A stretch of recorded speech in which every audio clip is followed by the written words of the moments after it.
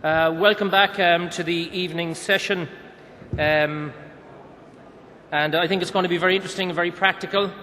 I was listening to the final comments at the end of this morning's session, and particularly from Nate on the psychology of peak oil, and it reminded me of the story of the last major catastrophe, which was the flood.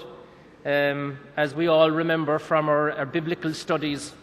And Noah, a lot of people don't know this, but Noah, when he was in the ark, passed very close to the southern coast of the Republic of Ireland, just off Kerry, and the very highest point, which was the very top of Ireland's highest mountain, Crontoul, was just sticking out of the ocean, and sitting on top of it was the last Irishman alive, with his thumb out. And he said to Noah, he said, "Is there any chance of a lift? Are you going my way?" And Noah, advised him that they were absolutely full with all of the rats and cats and elephants, like it says in the hymn. And as Noah's ark faded off in the distance, the Kerryman shouted out. He said, "Well, shag you," he said, "'twas only an old shower anyway."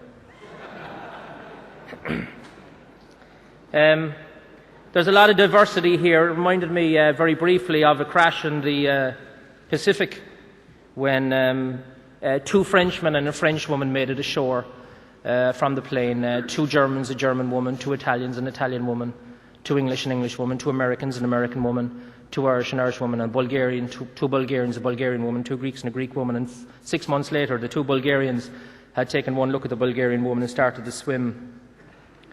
One of the Italians had killed the other Italian man and was living quite happily with the Italian woman. The two French guys were sharing the Italian woman in ménage à trois. The two Germans were sharing the German woman strictly hand over at 4:07 every day. The American woman wasn't quite sure about either of American men because she was Capricorn and she was in the wrong part of the planet. And she had a complicated relationship following the divorce of her parents when she was young. The two Englishmen hadn't yet met the English woman because nobody had properly introduced them. And the two Irish guys had no memory at all because they'd split the island north and south and set up a coconut brewery. And so long as the English didn't own the island, they were perfectly happy.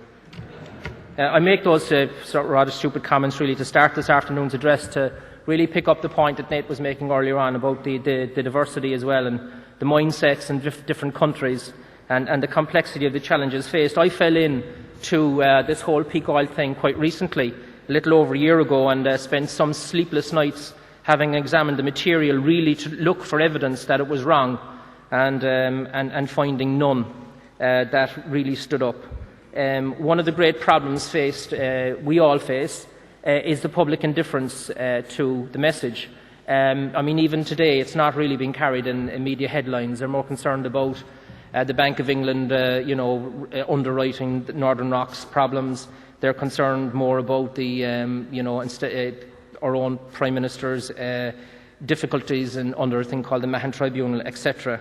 And yet we have this, what is an inevitable tsunami to the transition from the old energy age into the new energy age. It's not going to be a smooth transition, let's face facts. It's going to be extremely tough, extremely difficult.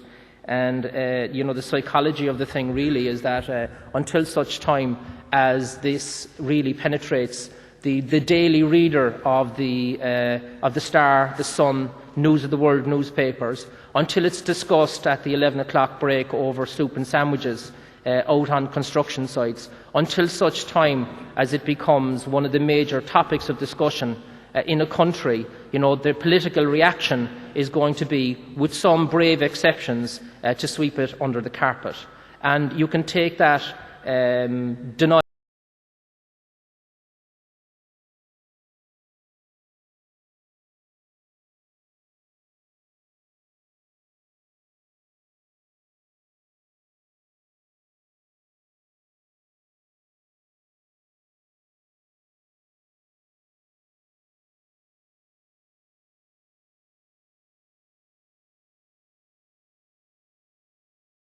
small newspaper coverage really about the issue. So it's just seen as something the academics are a bit concerned about, but sure, somebody will come up with a widget at some stage, which is going to clean up the dirty coal emissions in China, which is strangling populations in cities that would fail EU standards for habitation. That somehow biofuels is the answer when we know it isn't, because it takes 11 acres roughly based on current technology to keep a car going for a year. That somehow that solar cells is going to be the issue, when of course they require platinum and there's limited resources of that. And that really we're hooked on this whole idea of constant growth, constant consumption of commodities. Even right down to the conference here, I was just passing came through the kitchen there on the way in, and looking at the amount of energy literally that's going into the bins there, all of the food that we didn't eat as an audience. So it seems to me that the big issue of our time, I've talked about this before, certainly in an Irish context, we're the fourth most dependent country on the planet in terms of importing oil and gas. The strategy of our last administration is based on the assumption that oil will be $100 a barrel by 2020. Exactly, quite funny, but deadly serious. We don't have adequate incentives and focus yet, although I think we may shortly, because of the recent election. We've seen the election of the Green Party into government, which couldn't come at a better time in the economic and cultural development of this country. And you'll be hearing later from one of those ministers, Eamon Ryan, that they really have their work cut out, faced against the indifference in the general population and the indifference of government at the moment. But it has to start somewhere here.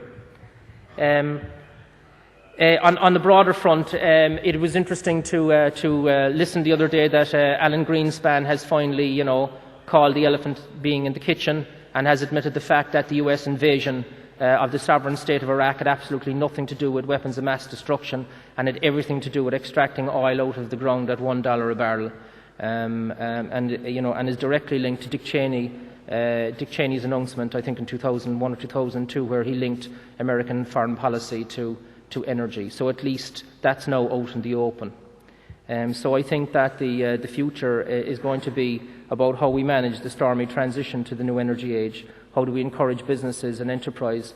How do we get the population concerned enough to exercise the type of pressure that needs to come on the political establishment in various countries to enact the type of changes that are necessary, and really light the flame under it, to take it out of academia, take it out of science really, and bring it out into the greater population, because that's where the solution to the momentum needed will have to be found. Anyway, I'm chairing this session this afternoon. I'm really looking forward to a number of the speakers. I'm going to introduce Debbie Cook here, whom I just met some time ago. Debbie had a Pauline conversion, not her words, mine, in Denver about 3 years ago. She's a qualified solicitor. She's a background in the environmental movement. You'll read bits about her in her own CV, but I think she'll bring a passion to what she has to talk about. And it was at the ASPO conference in Denver that she really crossed over into this whole area of peak oil, and brought back what she had learned and started to implement changes on her own council in a town with a population of around 200,000. Just 35 miles south of Los Angeles city centre in California. So please give a very big welcome to Debbie. Thank you very much.